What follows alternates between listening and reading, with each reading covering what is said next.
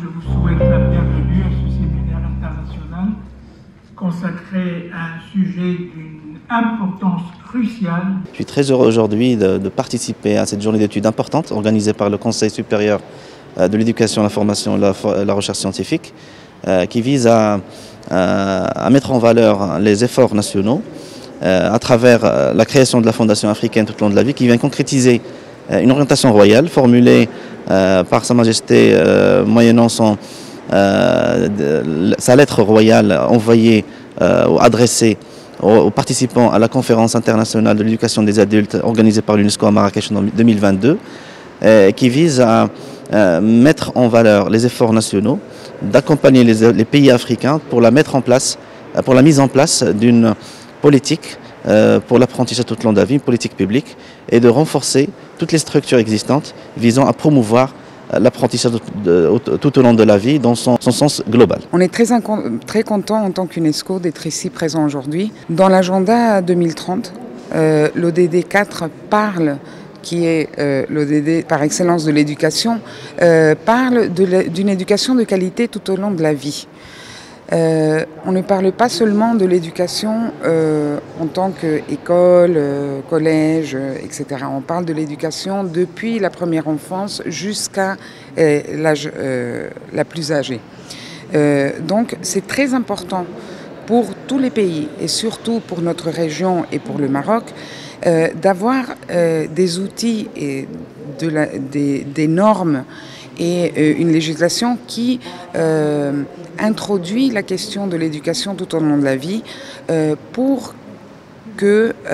les jeunes, les adultes, les personnes qui ne sont pas alphabétisées puissent avoir un levier pour atteindre d'autres droits humains. Et en atteignant ces droits humains, on arrive bien sûr à non seulement faire que ces gens ont plus d'opportunités, qu'ils arrivent à rentrer dans un marché de travail, mais aussi que le pays ait un développement économique. Donc c'est un thème très très important. C'est une première journée consacrée à une question importante qui est l'apprentissage tout le long de la vie. Cette question est importante parce que l'apprentissage tout le long de la vie qui est mentionné désigné par la promotion de l'individu et le développement de la société dans la vision stratégique, est le troisième pilier